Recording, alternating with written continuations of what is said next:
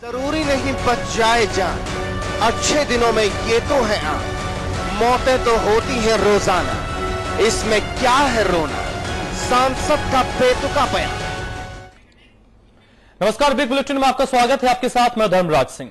बाड़मेर के सांसद कर्नल सोनाराम के बयान ने राजनीति में एक विवाद खड़ा कर दिया है। उनके बयान पर गौर करें तो मौत और हादसे आम बातें हैं, लेकिन उनके बयान के बाद सवाल है कि क्या इंसान की जान की कीमत उनकी नजरों में कुछ भी नहीं है। आज बिग बुलेटिन में हम इस मुद्दे पर बात करेंगे और इस चर्चा की हम शुरुआत करें उससे पहले आपकी रिपोर्ट देखिए।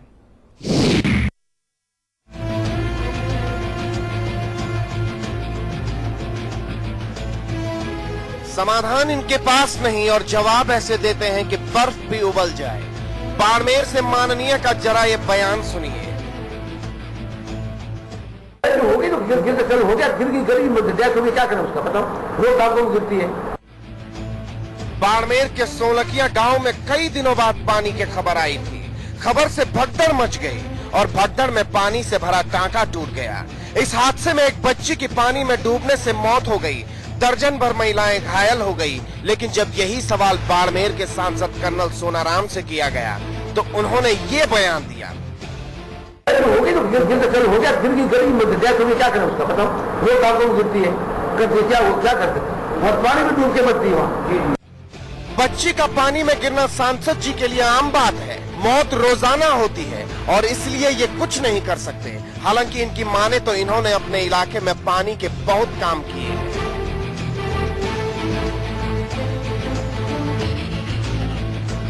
बाड़मेर से कन्हैयालाल डालोरा के साथ ब्यूरो रिपोर्ट, समाचार प्लस।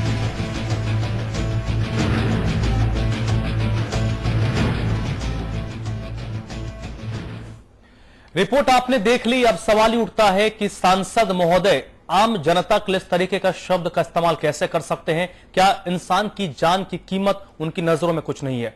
आज इसी पर हम चर्चा करेंगे। इस चर्चा मेरे साथ ज्योति खंडेलवाल कांग्रेस पार्टी के नेता जुड़ रही हैं, शीलदा भाई भारतीय जनता पार्टी के नेता हैं, राजीव जैन साहब वरिष्ठ पत्रकार हैं। आप तीनों का स्वागत है। मेरे साथ हमारे मैनेजिंग एडिटर अमिताभ अग्निहोत्री जी भी इस चर्चा में जुड़ रहे हैं। मेरा पहला सवाल आज शीलदा भाई जी आपसे ही है। आखिरकार अगर ये चुनावी साल होता तो क्या कर्नल सोनाराम के जुबान से इस तरीके का शब्द एक मासूम बच्ची की मौत के बाद निकलता? देखिए धर्मराज जी, चाहे चुनाव का समय होता या ना होता, जिस प्रकार का बयान सांसद महोदय का आया है ये बहुत ही दुर्भाग्यपूर्ण है। एक जनप्रतिनिधि जिसे जनता बहुत कुछ समझकर उसको मत देती है, उसको हर प्रकार से परख कर मत देती है, उसकी जिम्मेदारी होती है कि जनता की सभी समस्याओं का समाधान करे। और जबकि ऐसी दुख की घड़ी है जिसमें पानी की इतनी जनता त्रस्त है, पानी के लिए तरस रही है, इतनी भीड़ लगी हुई है, उस समय पर इस तरह का बयान देना बहुत ही मैं गलत समझती हूँ और एक भारतीय जनता पार्टी के सांसद को किसी तरह से शोभा नहीं देता। भारतीय जनता पार्टी की ऐसी कभी चलिए, आपकी पार्टी की परंपरा नहीं रही है, लेकिन आपकी पार्टी के सांसद ने ऐसा बयान दिया है। ज्योति खंडेलवाल जी, आपसे समझना चाहेंगे कि आखिरकार चुनाव से पहले और चुनाव के बाद राजनेताओं की भाषा में यू टर्न होता है कि नहीं?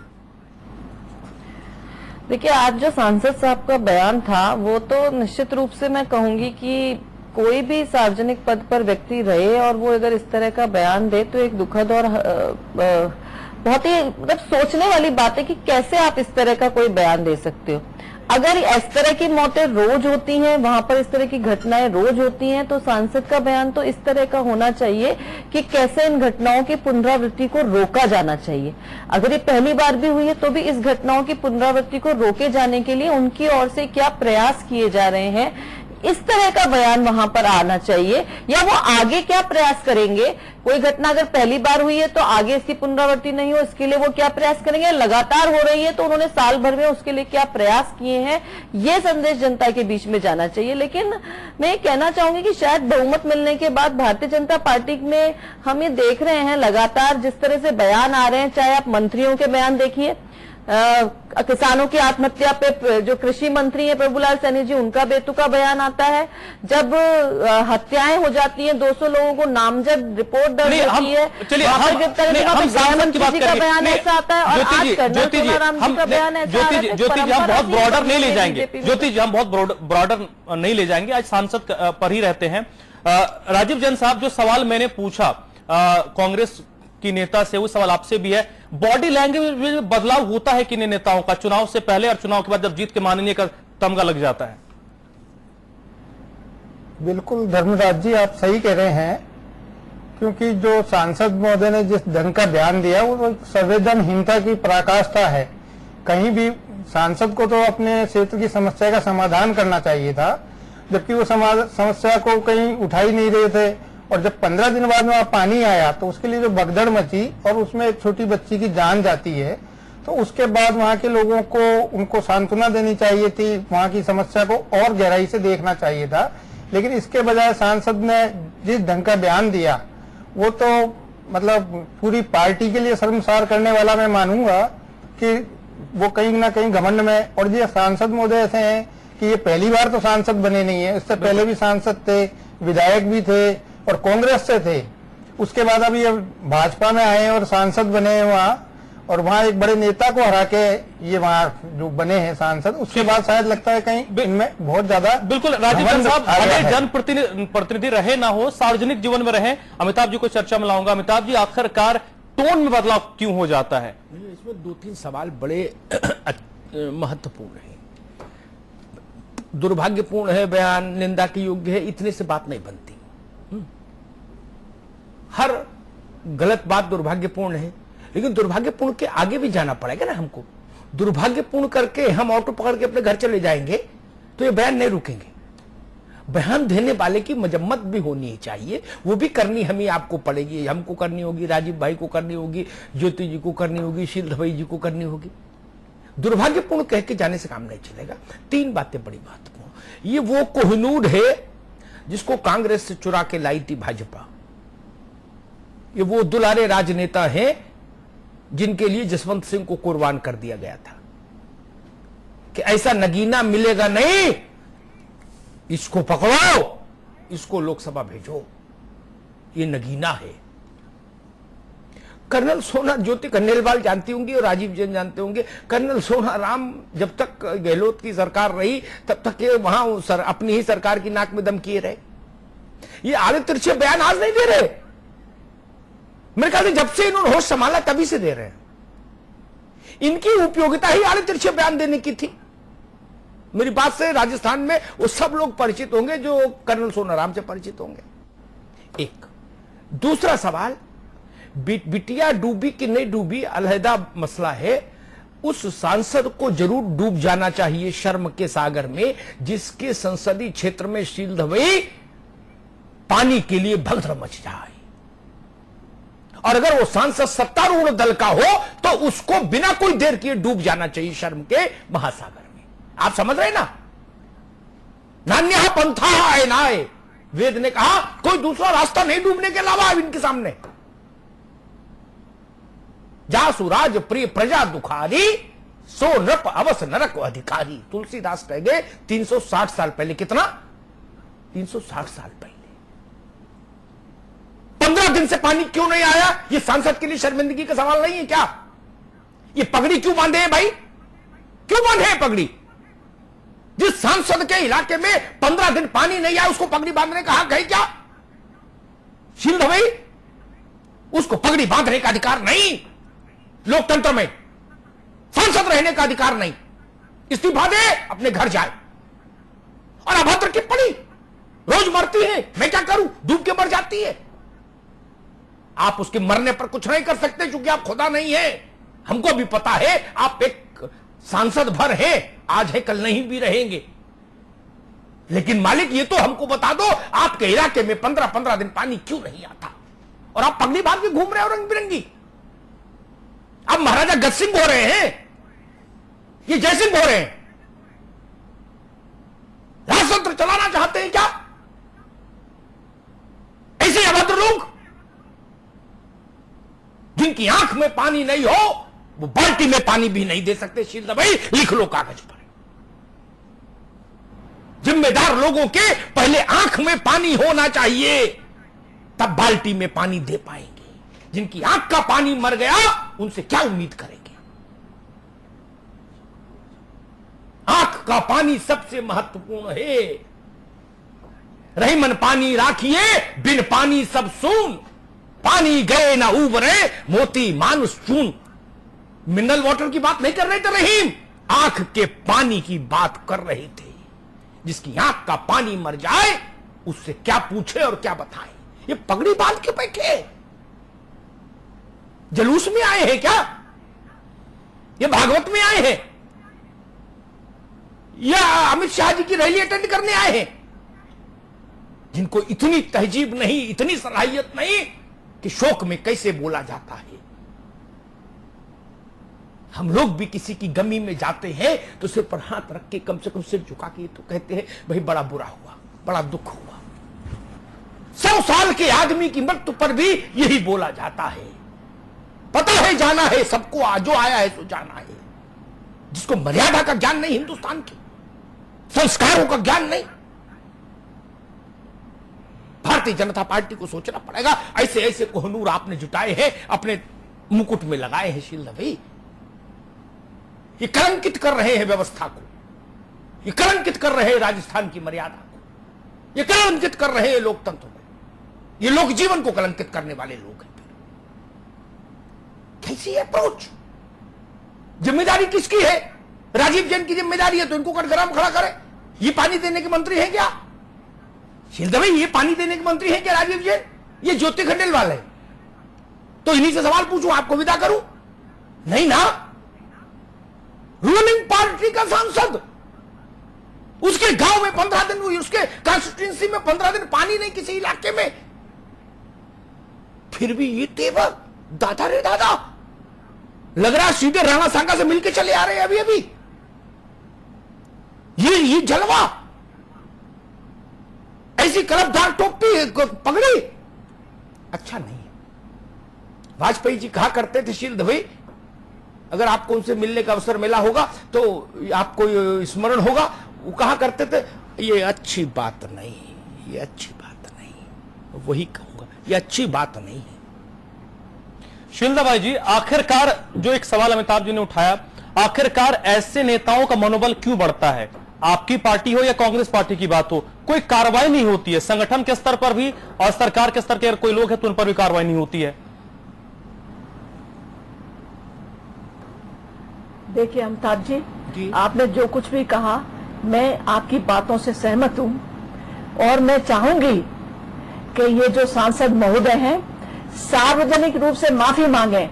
यही नहीं, और भी कोई कितने भी बड़े पद पर बैठा हुआ जनप्रतिनिधि हो, उसे जनता से सार्वजनिक रूप से माफी मांगनी चाहिए।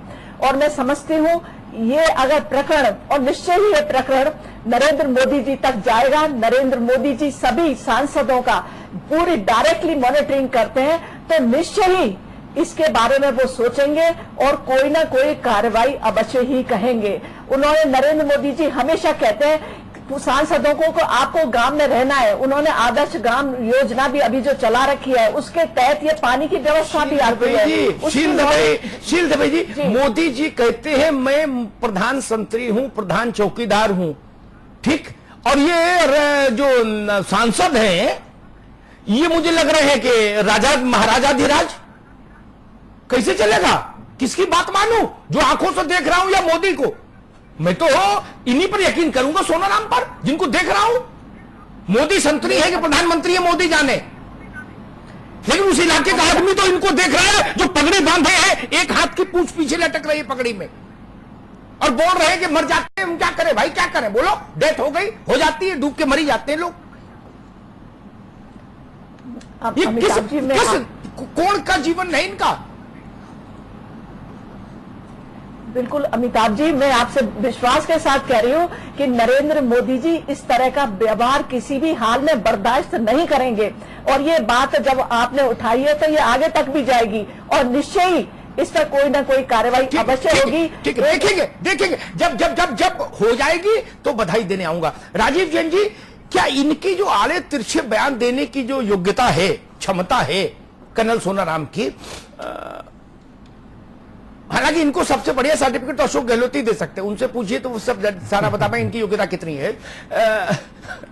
क्या इसी योग्यता के चलते इनको लाया गया था पालकी पे बैठा के? बिल्कुल आप सही कह रहे हैं, इनको इसी योग्यता के कारण लाया गया, तो इसी का फायदा ये अब उठा रहे हैं। इनको मालूम है भाजपा मजबूरी है उनके लिए, मतलब भाजपा के लिए वो मजबूरी बने हुए हैं, भाजपा उनसे पूछ भी नहीं सकती। ये चीज सामने आए आज 10-12 घंटे हो गए कि उन्होंने इस तरीके का बयान दिया। पार्टी के किसी जिम्मेदार व्यक्ति ने, प्रदेश नेतृत्व ने अभी तक उनसे कुछ पूछताछ तक नहीं की है। इससे तो उनका मनोबल और बढ़ता है और कहीं ना कहीं उनमें इतनी महत्वाकांक्षा है, या सोनाराम की राजनीति को जानने वाले लोग अच्छी तरह जानते हैं कि वो कितने महत्वाकांक्षी हैं। उनकी कुछ चीजें पूरी नहीं हो रही तो बौखलाहट में वो कुछ ना कुछ इस तरीके के उल जलूल चीजें कह रहे हैं जो कि कहीं कहनी नहीं चाहिए एक सार्वजनिक। अच्छा राजीव जी, एक बात देखिए, महज संयम दिमाग में आगे इसलिए कह रहा हूं, इसी बाड़मेर की धरती से जसवंत सिंह नाम का आदमी था जिसका एक एक शब्द इतना परिष्कृत होता था कि केवल हिंदुस्तान नहीं, क्लिंटन भी उस पर रीझते थे, पुतिन भी उस पर रीझते थे, कैमरून भी उस पर रीझते थे। इतना सॉफ्ट स्पोकन, इतना वेल बिहेव्ड, इतना कल्चर्ड आदमी मैंने इतने ऐसे लोग जीवन में बहुत कम देखे। 25 साल की पत्रकारिता में दिल्ली में जसवंत सिंह जैसे, उस धरती पर उनके उत्तराधिकारी ये मतलब ये बनाए गए, ये कोहिनूर जो मौत पे पगड़ी बांध के मुंह चोपताव दे के कह रहे कि रोज मरती है, मैं क्या करूं बताइए, क्या कर रहे हैं। जसवंत सिंह जैसे इलाके में तो संयत थे। बाड़मेर जो राजस्थान का ऐसा इलाका है जो मारवाड़ कहलाता है जी, वहां तो भाषा की इतनी सभ्यता है कि बोलने में भी बहुत तोल मोल के बोला जाता है। लेकिन उससे पहले भी जो वहां सांसद रहे, चाहे कांग्रेस के या बीजेपी के, जसवंत सिंह जी, मानवेंद्र सिंह, या इससे पहले कांग्रेस पार्टी के जो रहे, उनकी भाषा कभी इस तरीके की नहीं हुई जैसी सोनाराम की है। तो उस क्षेत्र में इस तरीके की भाषा बोलना ही अपने आप में एक मर्यादा जो उनकी है वो दर्शा रहा है। लेकिन कहीं ना कहीं मेरे को जो लगता है कि जो सोनाराम की महत्वाकांक्षाएं वो पूरी नहीं हो रही हैं, उनके क्षेत्र में पानी की राजीव जैन जी, आपकी महत्वाकांक्षाएं पूरी नहीं होंगी तो आप जनता घर फूंक देंगे क्या? नरेंद्र मोदी से लड़ो जाके, अमित शाह से लड़ो जाके। हाँ तो वो आप किसी के घर फूकेंगे क्या? महत्वाकांक्षा अपने घर में रखिए, नहीं पूरी हो रही अशोका रोड पे धरना दीजिए, 7 RCR में भूख हड़ताल करिए, एसपी की टिकट दिखाइए। गरीब जनता को थोड़ी ना गाली देने लगेंगे। कितनी भी 47 डिग्री नहीं, हम करें 57 डिग्री भी टेम्परेचर हो जाए तो क्या आप गाली बकेंगे? किसी की मौत पर उत्सव मनाएंगे? ये अनुमति तो नहीं हो सकती। अभी तो 47 डिग्री टेम्परेचर हुआ, मान लीजिए 57 डिग्री भी हो जाए। ज्योति खंडेलवाल, गर्मी बढ़ने के बाद के साथ साथ क्या अभद्र बयानों की छूट हो जाएगी? नहीं नहीं, निश्चित रूप से नहीं अमिताभ जी। सिर पर बर्फ रख के पगड़ी की जगह इनको सलाह दीजिए, सिर पर बर्फ रख के पगड़ी की जगह। बिल्कुल ठीक कह रहे हैं अमिताभ जी आप।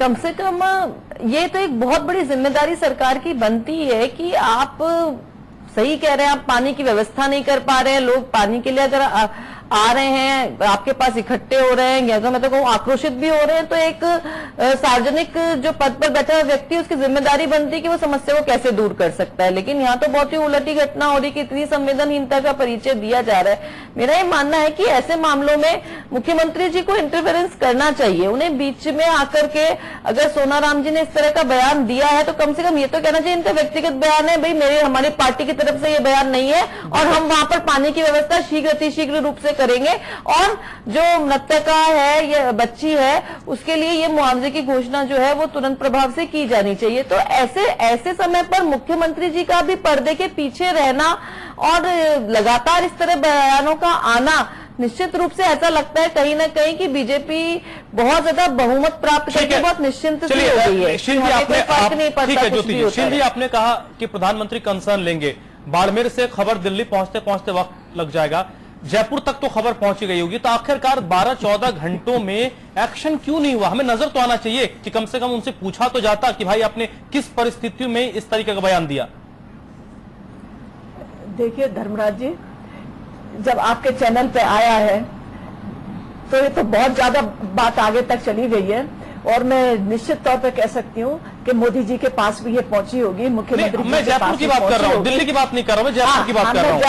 बिल्कुल, जब दिल्ली पहुंच सकती है इतनी दूरी पे, तो जयपुर तो बहुत नजदीक है, राजस्थान की राजधानी है। मुख्यमंत्री जी तक जरूर ये बात पहुंची होगी और मुझे पूरा विश्वास है मुख्यमंत्री जी किसी भी जनप्रतिनिधि की इस तरह की भाषा को कभी भी बर्दाश्त नहीं कर सकती। वो स्वयं भी बहुत ही सॉफ्ट स्पोकन। आज कैबिनेट की बैठक में सबसे पहला तो यही निर्णय लेना चाहिए कि इस तरह के बयानबाजी को रोका जाए। हम सुबह से ये खबर चला रहे हैं, शील जी, ज्योति जी, एक मिनट, हम सुबह से ये खबर चला रहे हैं। नहीं, एक बात नहीं, एक से सुनो भाई सब लोग।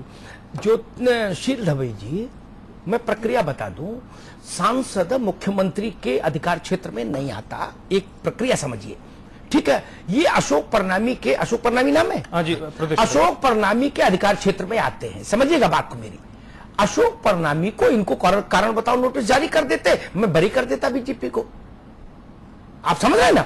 या तो ये परिधि में आते हैं नरेंद्र भाई के, being leader of the BJP parliamentary party, या तो ये उनके क्लास के बच्चे हुए, या प्रदेश बीजेपी अध्यक्ष के स्कूल के छात्र हुए।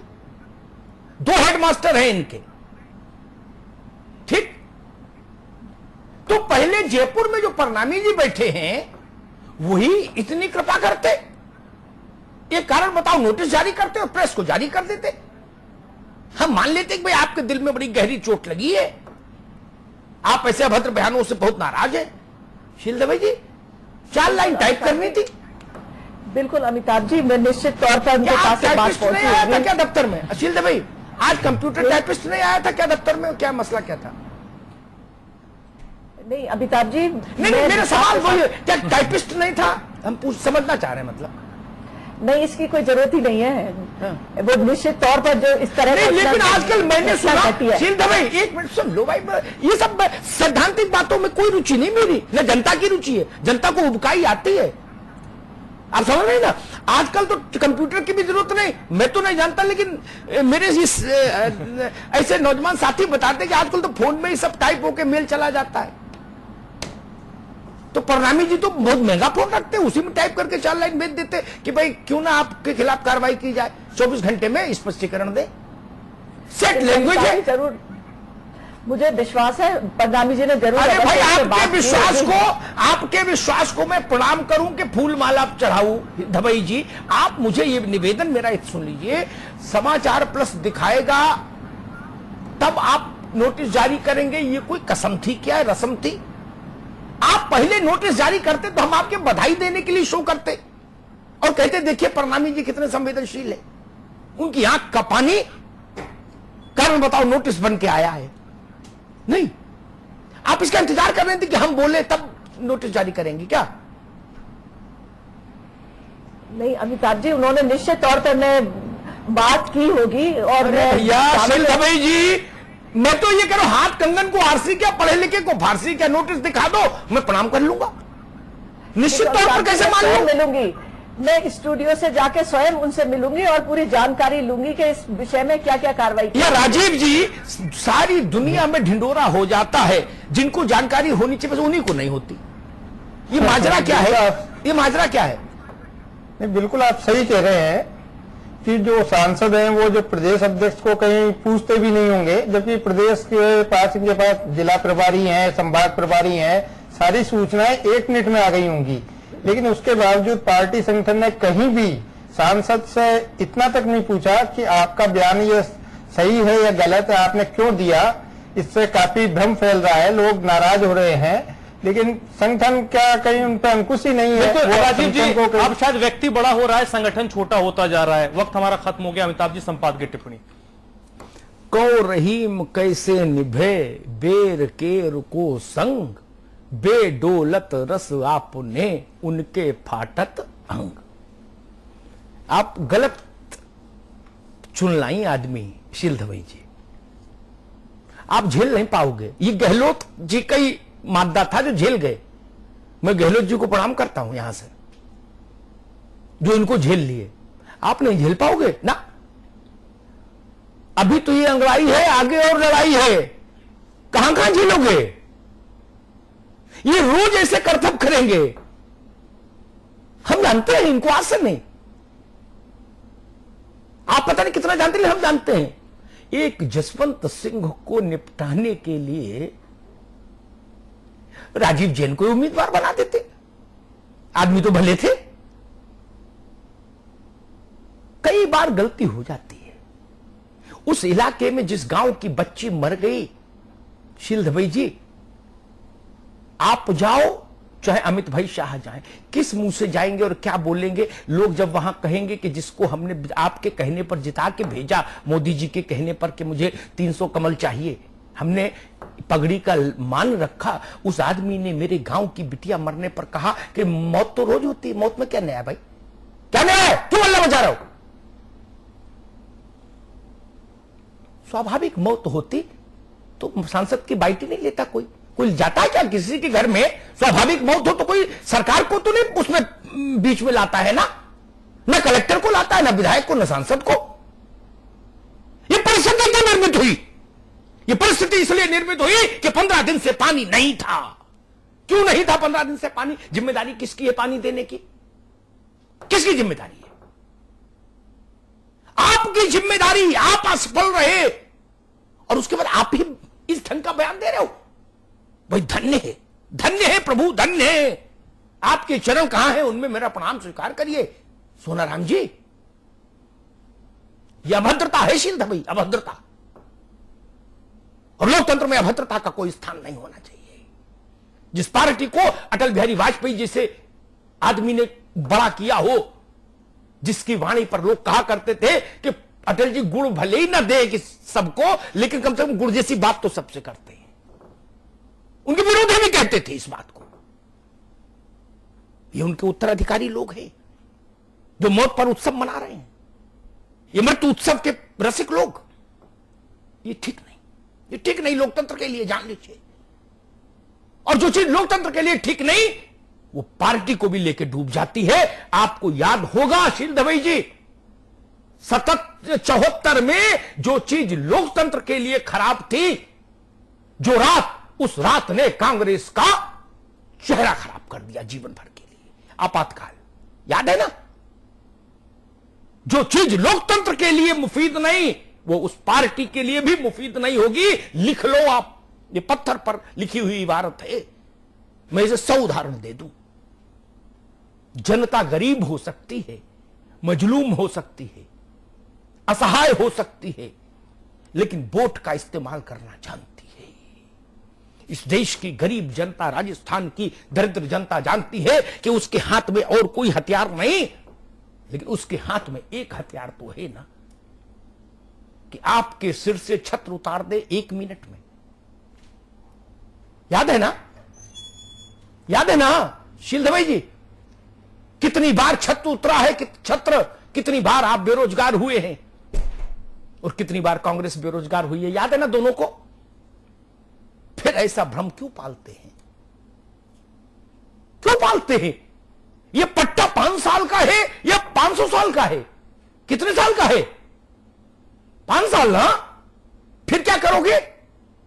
एक गाना आया था राजीव भाई, हवन करेंगे, हवन करेंगे, क्या करेंगे आप क्या करेंगे? पंडित पुजारी होगा, हवन भी कर लेगा, आप क्या करोगे नेता लोग? जिस देश ने इंदिरा गांधी को धूल चटा दी हो, जिस देश ने वाजपेयी जी जैसे आदमी को लोकसभा नहीं भेजा हो, उस देश के मतदाता को आप कम समझदार समझ रहे हैं क्या? और अगर ऐसा भ्रम पाल रहे हैं तो मुझे क्षमा कीजिए, यह भ्रम आपको कष्ट देगा।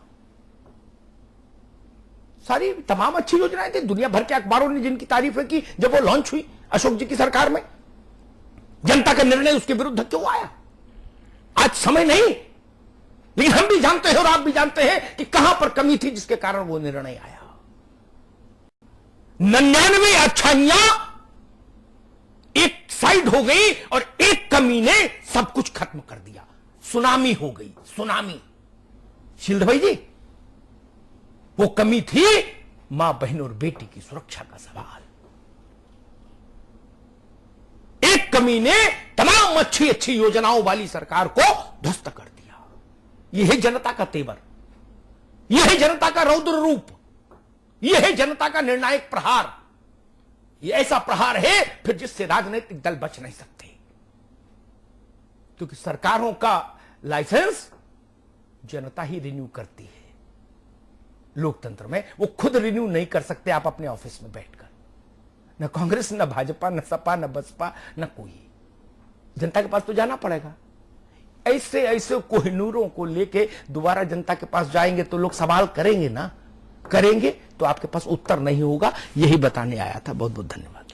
तो चलिए आज की इस चर्चा में बस इतना है। ज्योति जी बहुत बहुत शुक्रिया चर्चा में जुड़ने के लिए। शिलदा भाई जी आपका भी बहुत बहुत शुक्रिया। राजीव जैन साहब आपका भी बहुत बहुत शुक्रिया। अमिताभ जी आपका भी बहुत बहुत शुक्रिया। तो फिलहाल बिग बुलेटिन में अभी बस इतना ही।